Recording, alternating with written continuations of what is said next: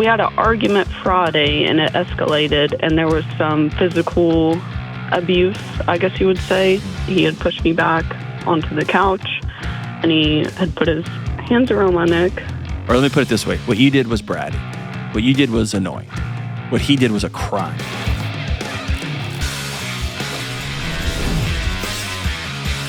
Yo, what's going on? This is John with the Dr. John Delony Show. So glad that you are with us talking about your mental and emotional health and your marriages and your kids and your relationships, whatever else you got going on in your life. So glad that you're here. So glad that you're here. If you want to be on the show, if you got some stuff going on in your life, here's my promise. I'll sit with you. Pull up a seat, pull up a stool, and we'll have a drink, grab some nachos, and we'll figure out what's the next right move in your life. Go to John Delony, Delony. Go to johndelony.com/ask, A-S-K, and you can type away, fill in the form, and maybe even ChatGPT will write it for you. You can put it in the form and ship it off, and then we'll give you a buzz and have you on the show. And yes, I get calls. I get direct messages. We take calls from all over the planet. So if you're in some other country somewhere, I'm glad that you're in our gang and glad that you're with us, and I'd love to have you on. All right, let's go down the road a couple hours to Knoxville, Tennessee, and talk to Elizabeth. Hey, Elizabeth, what's up?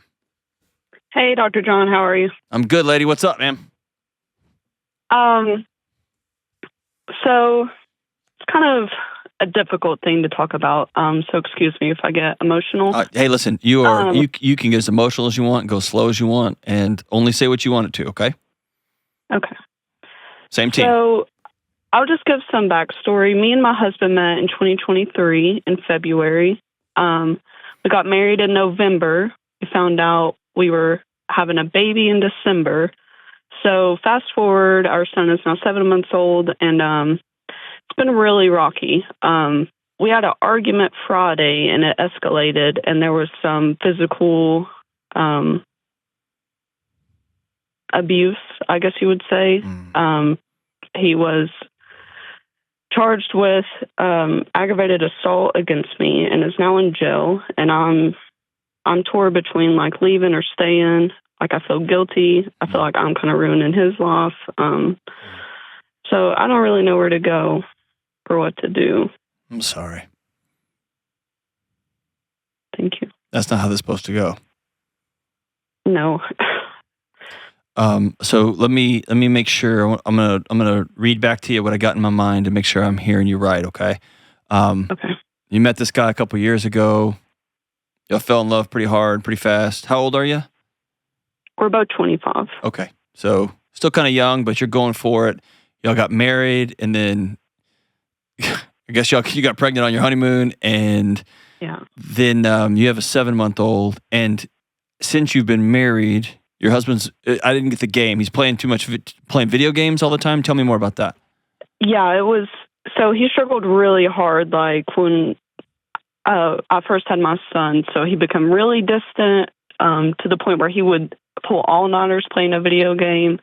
He would go to work on no sleep, or... Did he just ignore you guys? No helping with the bottles, no helping with the diapers, bedtimes, nothing? Yeah. My son was nearly 3 months old, and he hadn't even washed a bottle yet. He would watch them, but he would like lay them in the bassinet beside him and like put his headphones on and just kind of listen for him to cry. Oh, God. So did he do this before the baby was born, or while you were pregnant? He played games. He's played games the whole time I've known him, but it wasn't to this extent. Okay. So it just kind of got worse. So tell me what happened the night it escalated. So earlier that night, he wanted to have sex, and I declined. And so we kind of got arguing about that, and then he went to play his game. How did the argument go? It was like we were actually laying down to watch a movie, and I was falling asleep, and he was like trying to wake me up to have sex.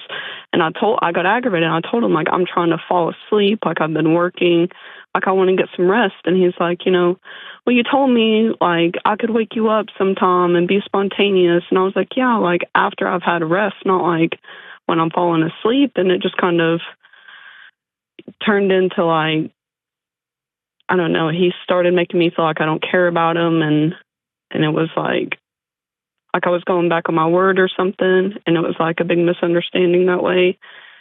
So then he gets up. Oh, he's throwing like a major league 2-year-old tantrum, but he's in a 25-year-old man's body. Yeah. And so, yeah. Then he gets up to go play his video games? Yeah, so right after that argument, I went outside to like just breathe because our arguments have escalated, and I just kind of exit, and I'm like, are you cursing at each other? Are you swearing? I mean, y'all pushing each other? Yeah. Like, give me an example of a fight. So there'll be a lot of yelling, a lot of cursing. It's not always physical, like it has been before, but not to this extent. Paint me a picture of physical.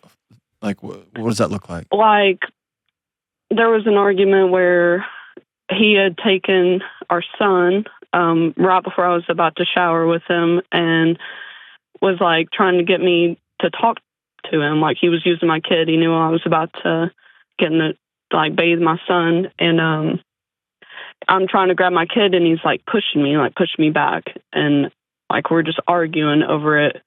And so let me paint this picture, because I'm asking these questions on purpose, because I'm walking along a path that I don't normally walk with a caller, so that's why I'm being a little bit more specific than I usually am. Okay.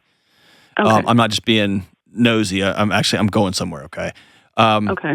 So I'm painting a picture, or you're painting a picture of me of a mom who doesn't have any clothes on, who's getting into the shower, carrying her newborn. Right. He grabs the baby. You're standing in and half out of the shower. You don't have any clothes on, and he's shoving you, saying, "You're going to come talk to me?"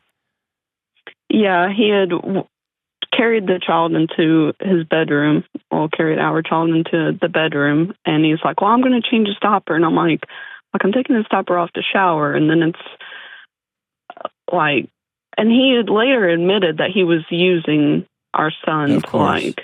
But there's a particular, and the reason the picture of this moment, and I know it's a little bit of a graphic moment. I don't want all of these people who listen to the show, I'm not trying to imagine who you are and you naked in the shower. That's not the point. Right. The point here is there's a very particular kind of man who will go after a woman in extreme levels of vulnerability.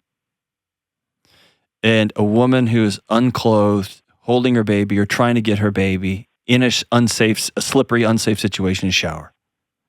And a guy that will use that moment to exert some kind of power, or that will take a kid and use that kid, right? Weaponize it, their baby. That's a different level of degenerate in my book. Yeah. You see what I'm saying? That's different than couples who fight, couples who yell. Like, we'll get through that kind of stuff. But I'm trying to get you through action to paint me a picture of how this guy responds over and over again. And that's a very particular type of cruel, very immature man. Yeah, okay. And it gets really confusing because there's some times where, like right before the aggravated assault charge, like I would come to him with something and he would be really calm. Mm-hmm. And I'm like, so now I'm just confused. Well, it's when he doesn't get what he wants. He goes to he instantly becomes a toddler. Huh. And if he feels powerful, like you saying, hey, can you help me with this? Or do you have an answer for me? And he's got a utility, then that feeds his ego. Okay. But the moment he doesn't get what he wants and you're an object for him, the moment that you don't fulfill his fill in the blank, his ego, his sexual need, his whatever, doesn't matter if you're exhausted, doesn't matter if you're working a full-time job, and 100% of this childcare of your new baby is on you, and he's been playing video games all day. I don't really care. I want to have sex right now. And one time or two times we were talking about spontaneousness, especially after you've been pregnant for half your marriage and you've had a baby for the other half. Like, of course, sex lives get screwed up then, right? And you talk about spontaneousness and how do we practice desire, all that fun stuff. He's like, yeah, one day just wake me up, man. Let's just like do it in the middle of the night. That's all cool and well and good. But then my wife's exhausted. And I'm like, no, you said, you get what I'm saying? Like, yeah. That's using your words, that's using a conversation. And there's a difference when in the middle of the night, one of you gets up to go to the bathroom, you lay back down, your feet accidentally touch, then your fingers accidentally touch, and then you kind of feel like, oh, you're more awake than I thought. And then it kind of happens, right? That's a different thing. And so, I think that's kind of what I had in of my course mind. it is. Like, Of course it not, is. You know why? Because you're a normal person. It wasn't, hey, you have unfettered access to my body. Whether I'm sick, I'm exhausted, I've been taking care of our finances and our baby while you've been playing video games all night. Like, of course that's what you meant. And any rational person in the world would know that. Okay? So walk me through the last little minute. He wants to have sex. He's trying to wake you up, and you say, no, I'm going to bed. He gets pissed. Y'all are screaming, yelling, cussing at each other. He throws a temper tantrum, gets up, and leaves the bedroom to go play a video game. And then what happened? So, well, after I'd went outside and come back in, he kind of like disappeared. I didn't know where he went. And then I seen like he had turned the game on because our apartment is like pretty small, so I can see into the living room from our bedroom. And so I noticed he's on the game, and I don't know what I probably shouldn't have done. And I went in there and I took his headset off, and I'm like telling him like if I can go to bed, like you can't play the game. And then I got those words out, and that was like it. He had pushed me back onto the couch, and he had put his hands around my neck, and it didn't feel like it was in the way to like keep me from breathing, but almost like to scare me. Because I also feel like he's not stupid. Like he's not going to leave marks and anything like that. So it was but that's what I had done, and like. I mean, I don't know. I know that I shouldn't have done that, but yeah, but there's so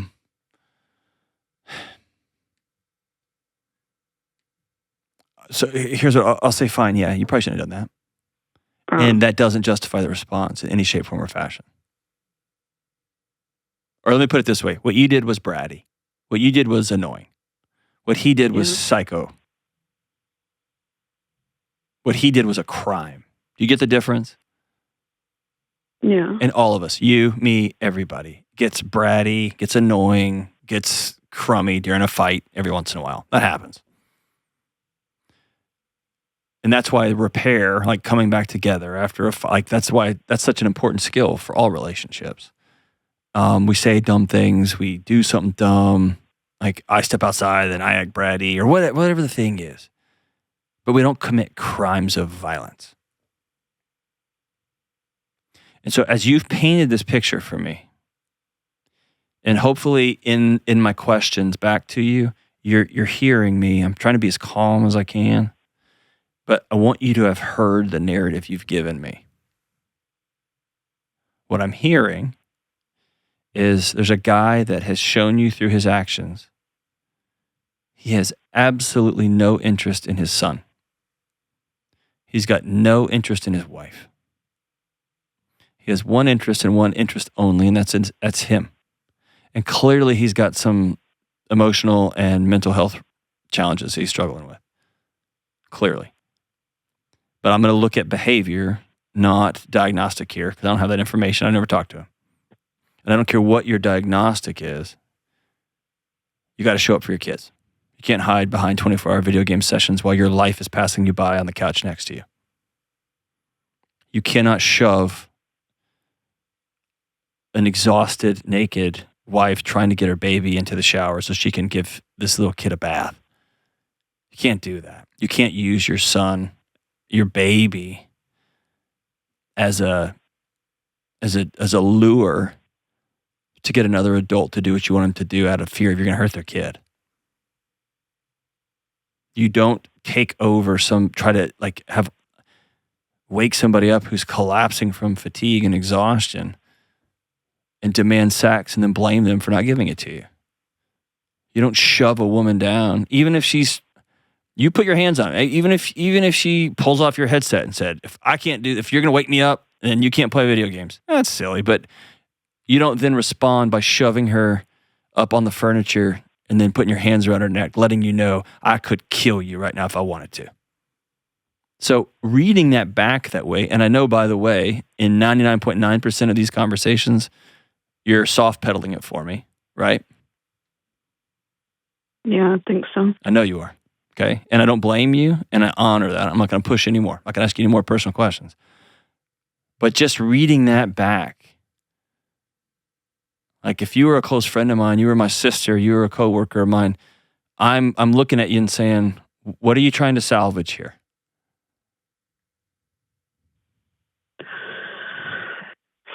Because I don't know what I'm missing. I think, like, as far as like lawyers, like everybody's telling me to leave, but then like I have like my dad, like my only close like person in my life, and he's Christian, and it's, you know, like, oh, you can't get divorced, like nonsense. What's he want that guy to kill you? Yeah, I mean, and he just nonsense. I don't know. I had this like picture. There it is. Like I don't know. I know people like make mistakes. I don't know if I'm being naive. Like I don't know. Well, if you grew up a dad that weaponized scripture in that way, God knows what kind of stories you've been wrestling with about how your thoughts or feelings or whatever are all your fault. Yeah, and the last time I spoke with my husband, he said, you know, like, oh, I didn't grow up with, you know, like I'm trying to be a good dad. I didn't grow up with a good role model, and it's like, I don't know. I'm stuck between sympathy and. You can be sympathetic too, but you're not gonna take my baby. You can be sympathetic, but you're not gonna throw me to the ground and threaten to kill me. I know millions and millions of new dads who have no idea what to do next, and they don't do that, Elizabeth. They're trying. They're screwed up, and they're goofy, and they say dumb things and do dumb things, and they try to hide on the golf course or video game. I get that. I get it. I totally get it. But hear me say, this is out of the norm. Yeah, what's strange is bananas. Like No, go ahead. We were seeing a marriage counselor, and she had known that it had been physical before, like before this happened. And she was like, you know, I'm not going to tolerate that, but I want you guys to know, like, what you're dealing with is normal. And like, he's repeated that back to me. I can't even tell you how many times, like, this is normal. Like, what we're going through is normal. And I'm like, this is not, like, something is wrong here. She said that a husband shoving around a new pregnant wife is normal? Yeah, that it's just. She should have her license taken away. That's not normal. It's not okay. It's not right in any shape, form, or fashion. She should have her license stripped from her. Now, if she was saying, I will not tolerate you putting your hands on him, every young couple, especially one that gets pregnant 1 month into their new marriage, is going to struggle with communication and figuring things out, and dad's trying to check out. Like, that is normal. But if she's telling you, you just got to, like, hey, some guys just shove their wives around, that's not true. I mean, that's true that happens. That is not normal. It's not right. It's not good. It's not something you just deal with. Do you have a friend? Do you have a, I don't know, somebody you work with, somebody that could let y'all crash? I think, like, maybe my babysitter. I thought about, like, staying where I'm at and getting, like, an order of protection out and maybe filing for emergency contact. I don't know. I think that's very, very wise. The jail is literally like 2 streets over from where I live, so it's like I'm worried about him. Sure. Like just walking over. Like we've talked, and he said like, "Oh, I won't. Like I understand if you don't want to be in my life and all of this." And he's agreed even to like divorce. That way, I don't have to like pay for a contested divorce. Sure. But does he? I mean, it sounds like he doesn't want to be a dad or a husband. I mean, he says he does, but he says like I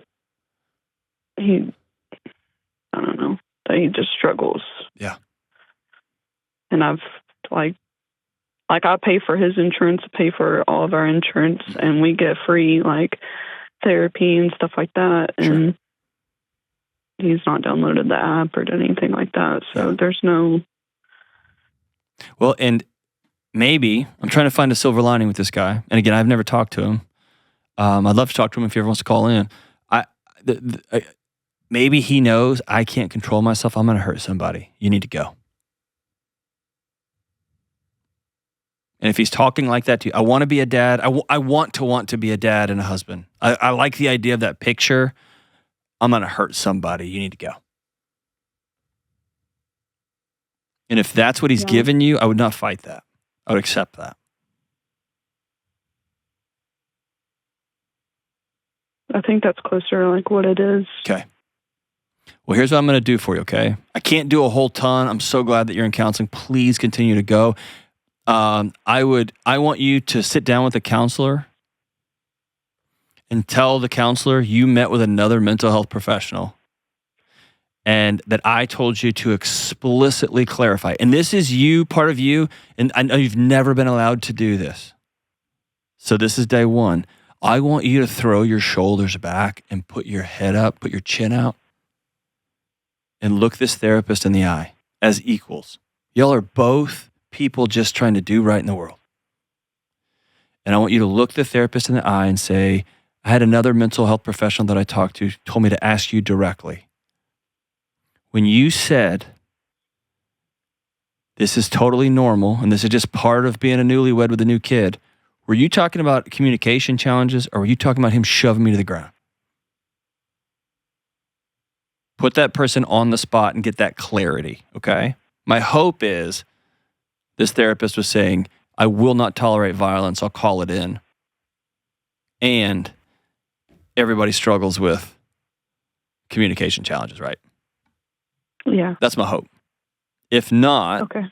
If the therapist was saying, no, everybody kind of shoves around each other a little bit, that's okay, then I want to know because I'm going to file on their license. Okay. So get that kind of clarity. If you get the clarity and it's what I'm saying I'm hoping it is, then you can continue to stay there. But I want you to get some very clear, I want to talk through what being safe looks like. What's a safety plan is the words we use in the biz. I want to develop a safety plan. Okay? Okay. That's number one. Number two, here's a couple of things I'm going to give you. All right? I'm going to give you my buddy Ken Coleman's book. It also has an assessment in there for what kind of jobs, what kind of careers do I want. And I want you to take that assessment and read that book. It's really, really short. And it might give you opportunities and ideas for life beyond just the factory. Okay? Okay. Thank you. I'm also going to send you Financial Peace University. All 9 lessons. It's digital. You can watch them at home by yourself. And I'm guessing nobody ever taught you about money and how it works and taking care of it and how to save it and how to all that. I want you to do that, and I'm gonna give it to you for free. And I just want you to watch those videos at home by yourself. And I want you to, again, to feel yourself standing up a little bit taller. You're gonna have this insight. You're gonna have knowledge. You're gonna have wisdom, and you're gonna have a path. Okay.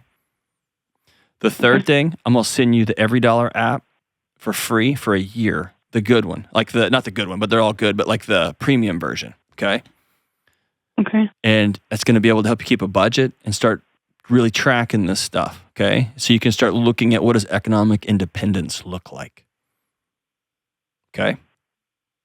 Okay. I'm also going to send you Building a Non-Anxious Life. If you're not a reader, that's totally cool, but it's me giving you, here is what living a free life feels like and looks like. And there's a path out there for you too, okay? When we come back, we're going to talk to a woman who is struggling because her husband's the fun parent and she's been stuck in the other role. We'll be right back. All right, I'm going to tell you the truth. Cutting corners with your physical fitness won't cut it. Whenever I try and just wing my workouts, when I don't have a plan or any specific goals, I end up skipping workouts. I make a lot of excuses. I cut my workout short. I don't really get anywhere. And I hear from a lot of you, and you all work the same way. If we want real progress towards our fitness goals, we need a plan. And Trainwell's got the plan for everyone. Trainwell offers tailored workouts with step-by-step guidance from real people, meaning it's not just an app and it's not just a personal trainer. It's the best of both worlds. To get started, you just answer a few questions about your fitness journey. You hop on a chat with an expert trainer to discuss your goals, and you both make a personalized plan together, and then you get to work. As you complete workouts, your trainer will keep tweaking them and changing them to help you get stronger and better. I use it. My wife uses it. Kelly uses it. Some of my friends use it. Everybody's using Trainwell workouts, and it takes away our excuses, and it's making working out better, and easier. If you're ready to start taking control of your physical health, get online and take the quiz to find your perfect trainer at trainwell.net/Delony right now. And right now they have a special offer just for my audience. $89 a month when you lock in your plan, plus 14 days of free training. Go to trainwell.net/Delony. That's train, Train, trainwell.net/Delony. This show is sponsored by BetterHelp. More and more people are becoming aware of the need for mental and emotional health resources. But over a quarter of those people are still saying they avoid getting therapy due to fear of judgment. I know because I have been there. I've sat with students, their parents, their families, hurting people for years, and people are scared to just take that next step. Listen, when people don't get help, it doesn't just affect them, it impacts their families, workplaces, and entire communities. The world is better. Your life is better when people are healthy and happy. So if you're thinking about trying therapy, contact my friends at BetterHelp. BetterHelp is 100% online therapy, so it's affordable and convenient for your schedule. They have a network of more than 30,000 licensed therapists with a wide range of specialties. BetterHelp has over 10 years of experience matching people with the right therapist just for them. So to get started, just fill out a short online survey to get matched with a licensed therapist. And if it's not the right fit, you can switch therapists at any time easily and for no extra cost. Good folks, we're all better with help. Visit betterhelp.com/Delony to get 10% off your first month. That's BetterHelp, HELP.com/Delony. All right, let's go to Columbus, Ohio, and talk to Allison. What's up, Allison? Hi, how are you, Dr. John? I'm doing great. How about you? Good. So I am one of the OG 17. Yeah. And we are excited because next month we get to go see you at the Money and Relationship Tour in Louisville. Oh, yeah, dude. It's going to be fun, man. We're going to have a blast. I'm glad y'all are coming. That's cool. We are. Very cool. Well, hey, at the end of this call, hang on the line, and we'll get you upgraded to VIP, and you can come backstage and meet us. Oh, that would be amazing. Thank you so much. Very cool. All right, so what's up? So I have my question, and I wrote out some background for context. Okay, because go for I get nervous. Oh, go for it. So my question is, how can I be a more fun parent while still raising good kids? The background is, for context, I am married to an amazing guy. He's the father of both of our kids. We share the responsibilities of raising and disciplining our kiddos when need be.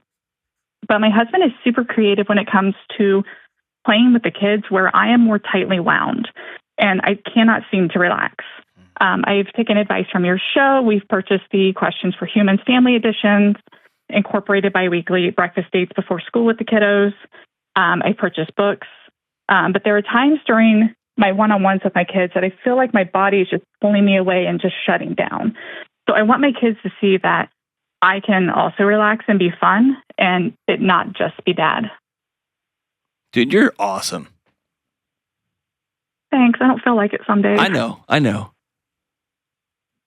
But I want you to hear what you're able to do. I mean, this is usually like 5 months of therapy. You're able to have a picture of who you think you want to be. And I'll challenge that picture in a second, but I love that you have one. And you also aren't burning your husband down because he happens to be the thing that you wish you were. Because that's usually what most people do. It's easy to be like, he never did. But you're like, no, I'm going to be fair. He is a great husband, and he's also obnoxiously fun, and it drives me crazy, but I love it, right? And he's the best. You're able to feel your own body as it's doing what it's doing to try to keep you safe. And the tragedy here is it's trying to keep you safe when you are under the direct gaze of one of your kids, and we'll get into that. But most people they just blame and blame and blame. And for you to be this self-aware is amazing. So you're awesome. That's so cool. Thank you. Good call. That tells me you've done a ton of work and introspective work, just thinking through all this stuff. So good for you. All right, I'm going to throw a couple of questions up against the wall, okay? And see what sticks, okay? Okay.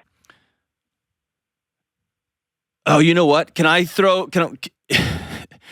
Depending on where I think this is going to go, this could be hilarious and really awkward. Is that okay? Totally fine. You positive? Positive. All right, same team. I'm not trying to be weirdo, but I'm being serious, okay? Okay. But also I'm smiling.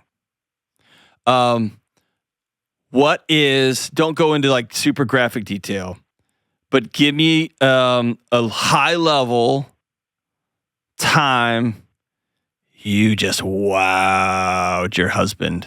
Oh, yeah. I mean, if we were talking from his perspective, that would be every day. His comment is a lot of times that I'm a sight for sore eyes, and I'm like, I don't see that. Forget he didn't get a vote on this one. I know. You. Oh, gosh. I honestly can't pinpoint. Like if we go out for a date night, like, obviously I'll put more effort into getting dressed up and, Sure. Making myself look nice. So, I mean, like if we're going to pinpoint something, I could say that for sure. No. I'm talking about like, I'm going to be comically sexual and I'm going to blow his mind. That would probably be like on a random day that I will text him like, okay, like, hey, when we get home, this is the plan for tonight. Like, okay. Kids right. need to go to bed early. Like we've taken those cues from your show. Okay.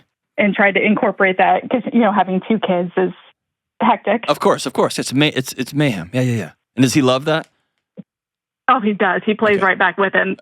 Cool. And when he plays back, does that light you up or does that make you start to disappear in your own body? No, it lights me up. Okay. All right. Okay. Good. So, all right. That's question number 1. So I know that's, you don't sound like a person like me, like at the dinner table. And I'm like, hey, like, anyway, I bet our dinner conversations are very different. And I love that. Okay. No, my husband is more like you. Okay. All right. So here's the second thing. What evidence do you have that you're not fun? I think it's when I can just see my kids more gravitate towards my husband for like the fun outlet. I'm more of the one they come to for the conversations of like, I like somebody in school or I'm having difficulty in school with a particular individual. So I think we're both safe spaces, but it seems like they'll gravitate more towards him for the fun. And sometimes I feel like I kind of get left out. All right. So as you're saying that, in my house, as you can imagine, I have the same dynamic. And my dream is one day my kids will be like, Dad, I super am in love with some guy or some girl. And they don't. They go to my wife. When they come to me, when my daughter goes, Dad, it's time for couch fight, part 2. Yeah. And then she attacks me on the couch and jumps off the thing and then we're in WWE. And then my son comes by and, like he bumps me, I bump him back. And then now we're like, hey, Dad, you want to go fishing? Yeah, let's do that. Hey, Dad, you want to go wrestle in the backyard? Yeah, let's do that. Hey, Mom, I'm really struggling. And I'm like, hey, why don't you talk to me about this? What I do for a living. And they're like, yeah, whatever, Dad. And so I'm asking you, I would love to be in your position.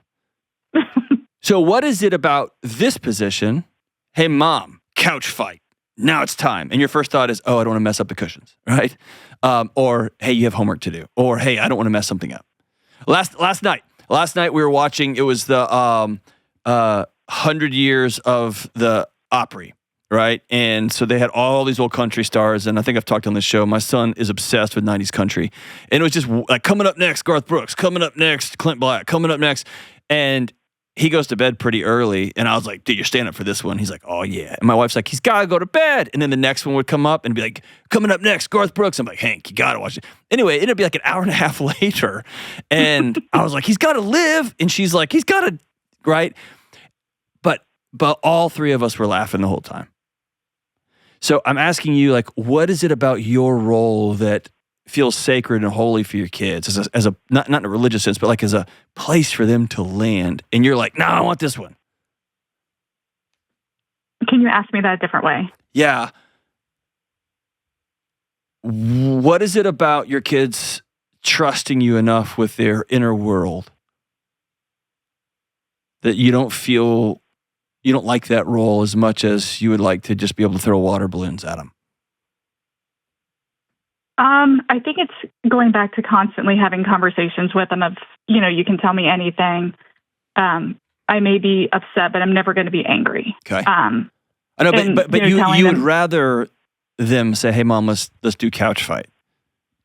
No, not all the time. Okay. I do like the role, but occasionally it's I realized that like that's where Dad maybe shines. Like I'll come home and there's boxes all over the living room and they've made a tunnel. And I'm just like, and I'm like, that's awesome. But then I feel like, oh, I wish I could have thought of that. And that's kind of where I've struggled. Where's that voice? Where's that voice come from?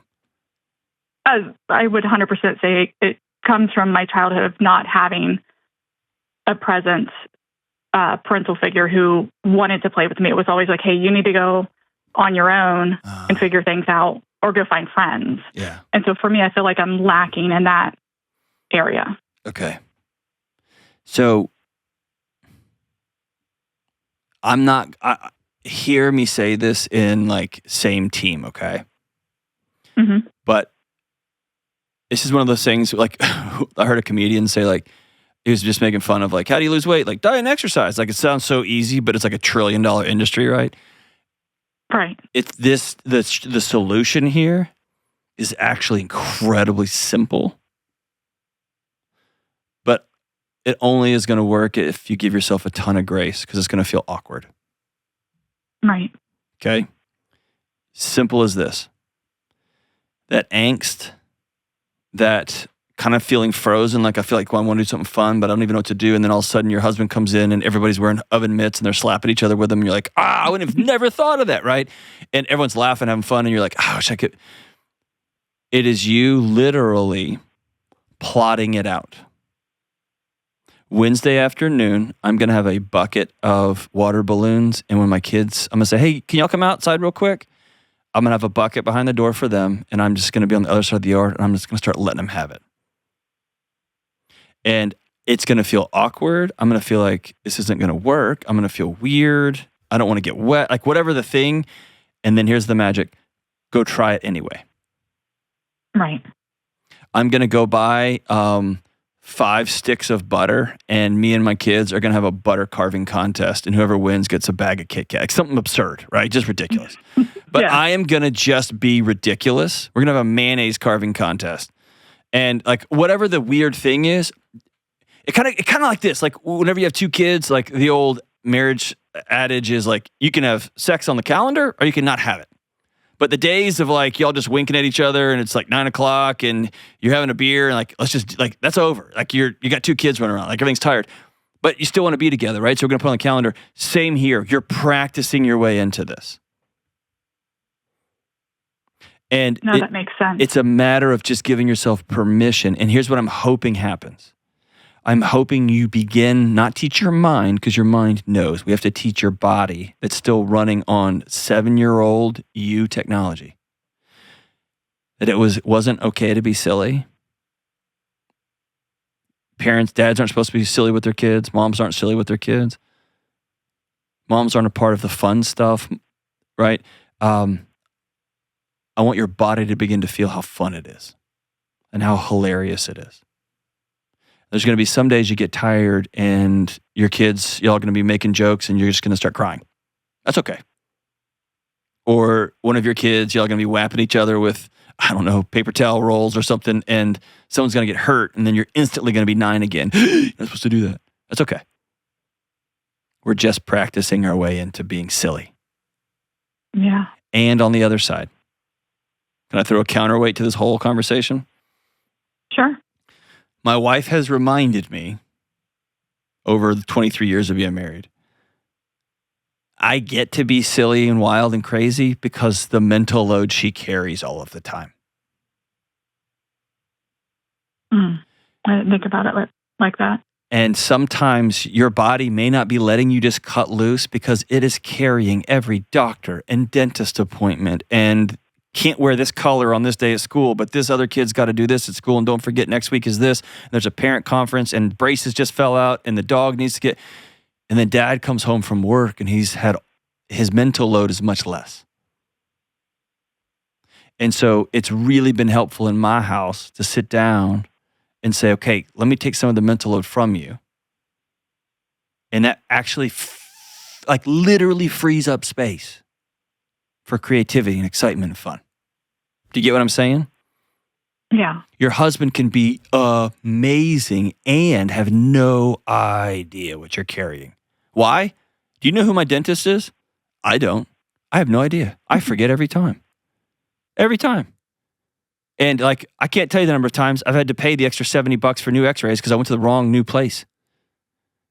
And it would never have occurred to me to know like when my dentist is open and when they're not. Like, I don't know. I just, you know what I mean? And so on the other side, you may have your dentist, kid's dentist, like this dentist doesn't work on Mondays, but this one does. And this one's recommending braces, but I need to talk about this one with this one cavity. And he has no idea. That doesn't make him a bad guy. It makes him uninformed. No, I think you're right, because I've placed myself in that role with being a type A personality where I have to be in control and I have to see all of, like you said, the finances and the doctor's appointments and dentist appointments, that sometimes I forget that he can also carry that weight. Yes, and you know what? And he's asked. It would be honoring to him.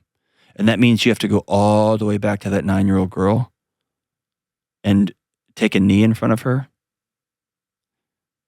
and let her know, hey, controlling every stray variable kept you safe as a kid. It did. And I'm sorry you had to do that. But now you got a ride or die partner. We made it. I married really well. We got a gang now. Yeah. And that thing that kept me safe as a kid is making me have less joy as an adult. And I'm not going to do that. I'm not sacrificing joy with these two knuckleheaded kids. The time I had with them is too short. And then let's be real intentional about practicing being silly, right? Practicing those, all right, when they get home, we're going to throw SpaghettiOs on each other in the backyard. I don't know what you're going to do, but just decide we're going to be silly. Hey, kids, we got some, I don't know, some old something, and we're going to cause some problems with it. Or get a couple of Zebco reels and say, we're going fishing. Do you know how to fish, Mom? Nope. And we're going to figure it out. And whoever wins gets to pick where we eat on the way home or whatever's going on. But we're going to schedule silly until our bodies feel, oh my gosh, this is so fun. And it's the same way I have to schedule intentionality. I have to schedule paying attention. And I always feel how good it feels when I get something done by the deadline. It just feels amazing. Allison, you are awesome. Thank you so much for the call. Hey, when we come back, we're going to talk to a man who is pretty worried about the path his family is taking. We'll be right back. All right, so Easter has come and gone again. And just like there's no finish line for your physical health or your mental and emotional well-being, there's no finish line for being still and intentional about gratitude, about growing in your faith, or about building a relationship with God. And this is good news. Intentionality about spiritual matters is a practice, and any time can be a new starting point. So if you committed to consistent prayer, gratitude, or a practice of reflection during Lent, I want to encourage you to keep going. These small daily habits add up to a transformed life.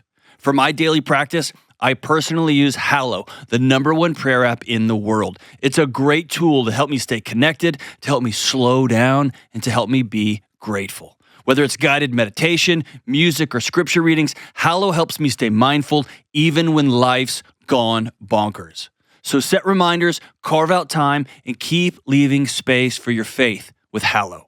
When you sign up right now at hallow.com/Delony, you'll get 3 months for free. So even if you missed out on Lent, it's still a great time to start. Again, go to hallow.com, that's HALLOW, hallow.com/Delony for 3 months for free.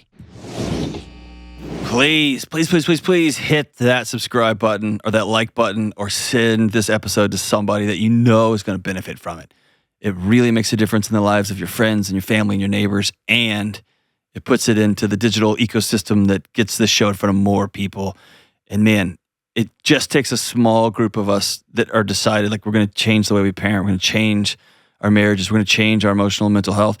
It just takes a small group. And there's a contagion effect, man, and it just becomes the way communities operate, and it's amazing.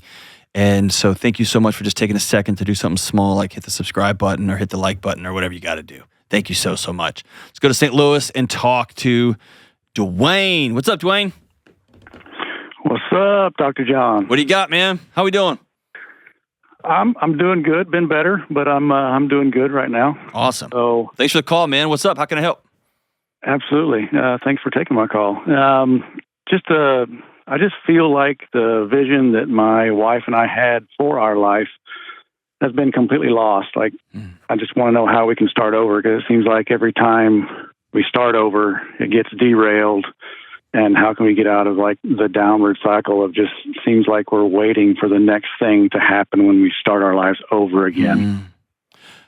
Usually this happens when people have that kind of exciting, the first few times especially, it's kind of exciting, like, let's rebuild something new. We get to decide what's happening in our lives, but we have to live in this town, or I have to keep this job, or we will go to Christmas at my parents' house, right? Like, so some of these big pillars, we don't actually swipe the whole thing away. We swipe away chunks of it. And so then we enter into this new world, but like the same pulls bring us right back to where we were. So tell me, what, if you think of feelings like a dashboard in a car, what are you feeling that lets you know, like, what's happening inside you, inside your wife, you all together, that lets you know your this vision you have for your family's off the rails? Me, mostly short-tempered, angry a lot. Okay. Her, she feels with the family that I have on my side, she feels just very disconnected, unseen, unheard, not satisfied with how she's parenting the children, feels like she's a failure all the time, feels like she's not doing the right things. And partially, that would be the question. I travel, so I'm gone 10 months out of the year. So that's another. Okay. And they travel with me about 75% of the time, maybe more, depending on where I'm at. We have an RV that they stay with us, so homeschooled. So there's a lot of moving parts. She's had a lot of trials in the past. We've moved her dad onto the property. He wound up committing suicide on our property. We've had various. My child, oldest child, was diagnosed with autism. We moved to Colorado to get ABA therapy. Stayed there for 3 years. Moved back. There's just while she was out there house sitting, the child that she was house sitting for got ran over by a truck.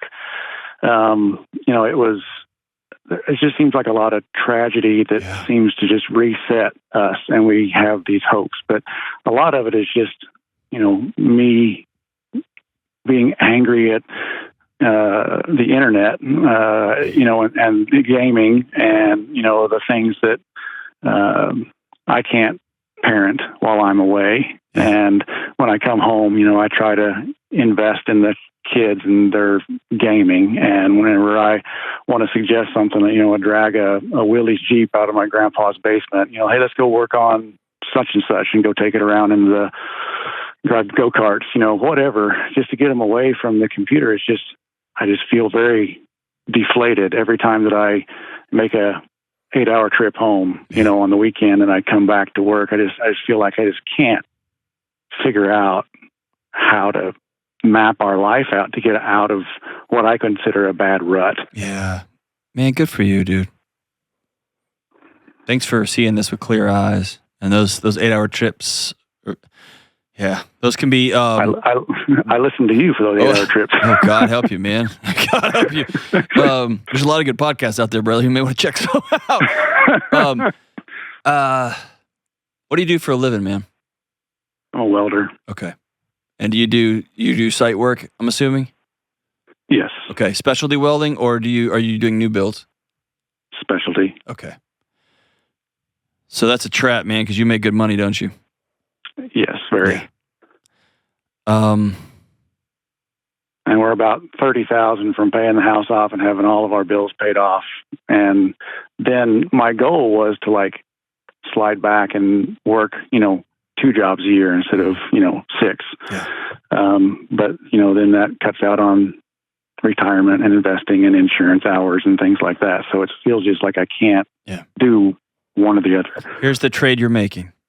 Okay. Yeah. Do I live a life where I'm dead in my own skin for some future finish line? Or do I step back and truly truly sweep the deck clean with my wife and say, what kind of life do we want to live? How does we want this home to feel when both of us walk into it?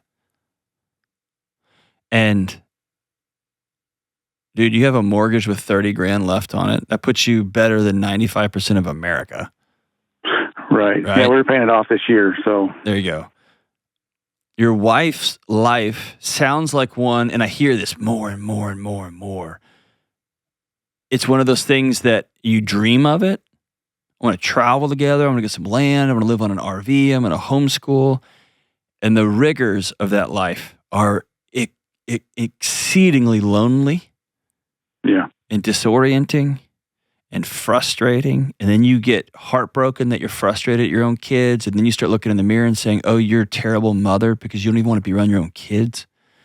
And you see, and then I'm not worth having friends. And so when I do go home, like, it just starts in a big loop. Yeah. And you're alone.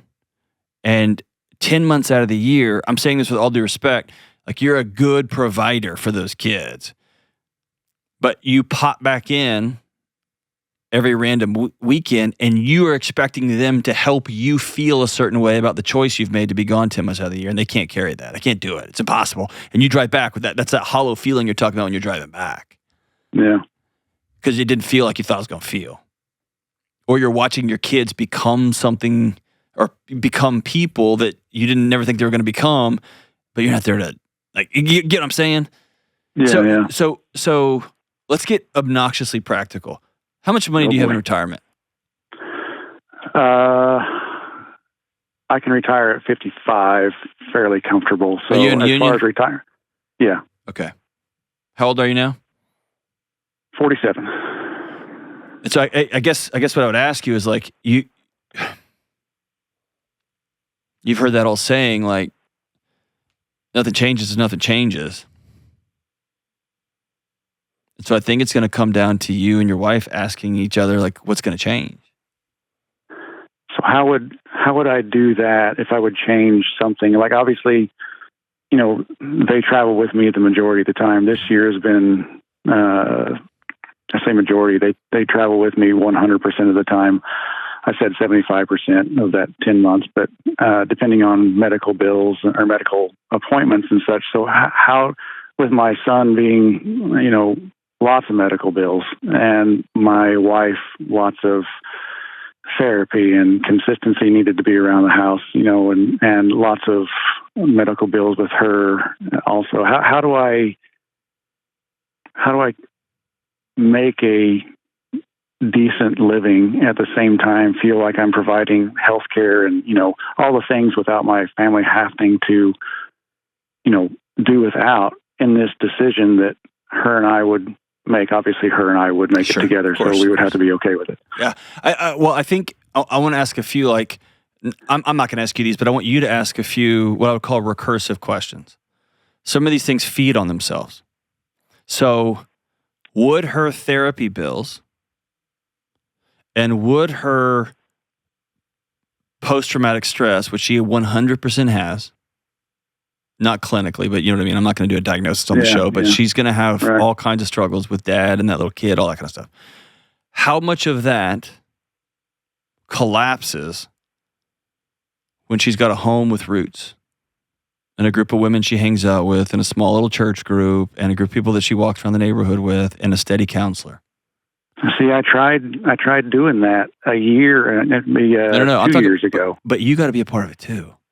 No, I did. Like, I quit my job so I could stay home for a year and start a business, and I did. It was a kind of a turnkey business, and we wound up. She didn't enjoy, you know, being around the family. She was stir crazy at the house. She didn't like any of the churches that we tried. You know, we had several churches that we went to. You know, I feel like I've tried it once, and if I try it again, you know, what's going to be different? No, fair point. That's a good call out, man. And so again, I'm going to ask that recursive question. You answered it. It's not going to do nothing, dude. In fact, it might make it worse. She likes being on the road. She likes being out and about. My guess is, and without ever talking to her, she's got some profound grief she's got to work through. Right. And some of that grief is often carried with parents. And dude, I've been working with young people with autism for my whole career. the shame and guilt parents carry, this quote unquote, I gave this to them. Sure, yeah. And man, some parents just get buried by that, and some parents really work hard to dig into that because that story is just not true. And you come out on the other side of it. And some of that challenge is, this isn't the picture I had. I wanted 2 healthy boys, and I got a kid with special needs, and it's hard, and it's frustrating, and things go slower. And some of it's just about getting with the right grief therapist to sit there and work through, like, how do we slowly live into reality? This is my life. This is my life. And that's so hard. But she has to want to do that kind of healing. Yeah. I think she does. And, this is the first time that she's really sat down and been consistent. I love that. With, hey, I'm staying home. I got to take care of this. I got to get better. So she is trying, and I'm just trying to keep up with the funding. Yeah. So how much do you make a year? 175, 200. Okay. What you just explained to me, ABA is very, very expensive. Yeah. Very expensive. Especially if it's not covered by insurance, which it often isn't. Trauma and grief therapy would be $225 an hour, depending on where you are. It can be very expensive. Right. You have a house that's almost paid off. I guess and that was, yeah. Here's what I'm asking. Sure. Could you construct a world, not where you go start a business and you end up underwater, and because that might not be your thing. Business owner is very different than incredible world-class welder. And that's okay. Mm-hmm. Is there a world where you have collapsed your expenses to basically zero, and you're going to have an ego hit, and you're going to have I really don't have to worry about money very often hit. But dude, I can make $100,000 as a welder in this local community. I'm the best there is. And that pays our bills. We have no mortgage. We're here in this house. We're not going to be rich, but we're going to pay our bills. Is that a feasible thing? That's what we found out, the year and a half that I had taken off, is that we do no investing. We do no moving forward on finances. We just pay the bills. And it was maddening for both of us. Okay. So here's the challenge. In some ways, your feelings, like this makes her feel crazy. This makes us both feel crazy. Your feelings have trapped y'all. Right. And you're going to have to choose, because here's the deal. You're going to have to, it's the old cliche, but you're going to have to choose your hard. Mm-hmm. I'm going to choose to drive home every other weekend, 10 months out of the year to see my boys. I talked to one dad, I'll never forget this. I talked to one dad of a kid with autism who's nonverbal. And I just asked him point blank, like, dude, what's it going to be? What's it like to know my son will never be able to say the words, I love you, Dad? It was a really heavy conversation. It was so honoring how he answered. He's like, dude, it's the most heartbreaking thing in the whole world, the whole wide world. Yeah. And I wouldn't wish that on him, that he's frozen, that he can't tell his dad, I love you. Right? And so you're going to have to know I'm going to go home with that experience. And I've also increasingly over the last 5 to 10 years heard about how the advancements in video games has entranced a generation of young boys with autism. Yeah. Like I cannot not look at that, right? It's captured them. And that's tough. And so I'm going to choose that. I'm going to choose to be frustrated about how we're not investing as much as we would like to. We're only going to have $2 million at retirement instead of 10. Or I'm going to be frustrated about, hey, I feel a little stir crazy in the house. So we're going to have to go camping every other weekend, but we're going to do it as a family. That's going to be okay. Like at some point, you're going to have to choose to be uncomfortable. Yeah. I'm going to choose to say, remember the good old days when I made $200,000 and now I only make $100,000? The good old days, right? But like at some point, y'all are going to have to make a choice. Otherwise, make peace with this is just our life. And you're doing what almost every man I know does, including myself, which is when I feel powerless in my own house, I do the one thing I can do to love my family, and I'm going to go work really hard and make some extra money. Right. Yeah. That's the only thing I know. That's it. What I can do. That's it. I can count on. That's it. And so I guess what I'm inviting you into is a period of sitting with your wife and exhaling and saying, I don't know what the next right move is. And that will feel terrifying for Dwayne. Yeah. Saying, I make good money at my work and I'm missing out on our boys. I'm missing out on you. or here's our 5 paths we could take. All of them aren't going to feel good. So, okay, we know they're all not going to feel good. Let's move that off to the side. What's the best thing for us? Hope that helped, man. If your wife wants to call in, great. If you both want to call in, I'd love to have you both on. That'd be cool. And maybe we can get through some of it. And hang on the line. I'm going to send you a copy of Building a Non-Anxious Life. And I'm going to also send you a link to the audiobook so you can listen to it on your drive. And there's the 6 daily choices wheel. It's just the wheel for doing life, man. And I wonder if you use that as a roadmap for you and your wife to begin. Let's take all the money off the table. Let's take all whatever. Let's begin to backfill these 6 daily choices for a non-anxious life. Let's go through these things and begin to map it out. And then if the same job is still on the table, cool. If the same town is on the table, cool. If living on our land is still on the table, cool. But maybe it's not. And we're going to be okay with that because we're going to ask ourselves, how do we want our life to feel? What do we want our life to look like? And then we're going to reverse engineer from there. Thank you, my brother. It's been an absolute honor to talk to you. Hang on the line. We'll get you hooked up. I have been loving red light therapy and EMF blocking gear for years. And that's why I'm super excited to tell you about my new partner, Bond Charge. Our lives are lived almost entirely inside, under the harrowing glow of fluorescent lights, in front of little bitty screens that we carry around with us, medium-sized screens, giant screens. All this stuff affects our mood, our sleep, our anxiety, and the studies are showing it. And this is why I love Bond Charge. Bond Charge is a world leader in red light therapy and EMF blocking gear. I use their red light therapies every single day. Red light therapy can help boost your mood, reduce stress, and help with your sleep. I use my red light therapy panels, infrared sauna blanket, my EMF mat all of the time. And listen up, if your skin looks tired, I want you to check out Bond Charge's red light mask for skin recovery, collagen production, and improved blood flow. Just wear it 10 minutes a few times a week for fresher skin, super easy. No creams or appointments, it's lightweight, and it's cordless, and it can change everything. Go to bondcharge.com/Delony and use coupon code Delony to save 15%. That's BONCHARGE.com/Delony and use coupon code Delony to save 15%. All right, we're back. Hey, something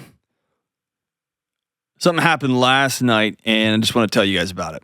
And this is just my little, I don't know if this is a new segment called Just a Thing Happened at John's House. And that could probably be a creepy thing or kind of a, Kelly's like, ooh, not that, Kelly.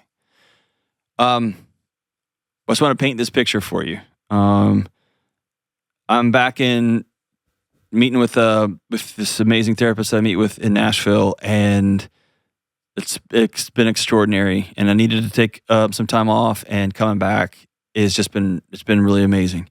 And my wife and I, for the last 7 years especially, but really especially the last 3 years have really been over the top intentional.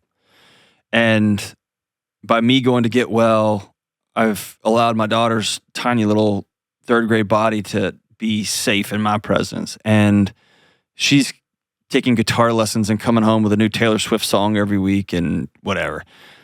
And she's got an amazing teacher at her little 3rd grade. And like, I'm watching my daughter come back alive. And my son is 14. He's just like, golly, dude, I hope I'm like him when I grow up. He's just an amazing kid, and he's all 14 and all knucklehead and all silly and all smart and kind, and thoughts on the world are both really amazing and absurd, all that stuff. And last night, I sat by my daughter on the couch under a giant Cozy Earth blanket, and we watched Bluey, and I had a handful of jelly beans that I'd grabbed, and I just reached over and put my hand like over the top, and she opened her hand. I dropped a few in there, and she ate the jelly beans, and I ate the jelly beans. And then I tried to put one of the jelly beans in her ear, just being silly, and she poked me back, and then turned into Couch Fight, part 19. And we were dying laughing, and my wife was like, we gotta go to bed. And I was like, hold on. And then I'd do one more like pillow slam, and she would jump on me. She'd be like, all right, good night, Dad. And she would jump on me.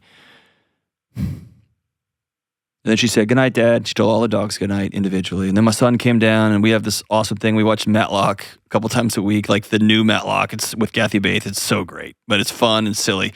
And last night it wasn't on, and we watched the country music thing like I told y'all earlier. And then we went to bed, and I was reading a book in bed, and my wife was fading out and going to sleep. And I got up and walked around to her side of the bed and just leaned over her and kissed her on the cheek and said, I love our life. And I'm really happy about our life. It's not always going to be perfect, but I love our life right now in this little moment. And she quietly whispered as she fell asleep, I do too. And why do I tell you that story? Not because things are perfect or great in my house. They're for sure not. And it's taken a long time to get here. And we're just one phone call away from everything changing, right? I know that. But I think a lot of us are running and gunning and doing a lot of work. Man, the emails you'll send and the messages you send and the people I talk to all over the country. I did an event for Duke University yesterday. I just got off the phone. I'll be in Phoenix in a few weeks. Dave and I are going on a tour. I meet you guys all over the country, and everybody's working so hard. And I just think it's important to pause every once in a while and say, I like my life. Things are okay. They're not perfect, but things are good today. And maybe they're not going to be tomorrow. And yes, there's hurt and pain all over the world. Right now, I like my life right now. And it's good for us to exhale. It's good for us to point out the places where we got to grow. But sometimes it's good just to drop your shoulders and say, today was a good day. Today was a good one. And just want to encourage you guys, the work is worth it. You're worth the work. Your kids are worth the work. And that magic night when you can just be walking into your room, you're reading a book, and you're just like, wait a minute. Today's a good day. And not forever, but right now, I like my life. Thank you guys for walking with us. Love you guys. Bye.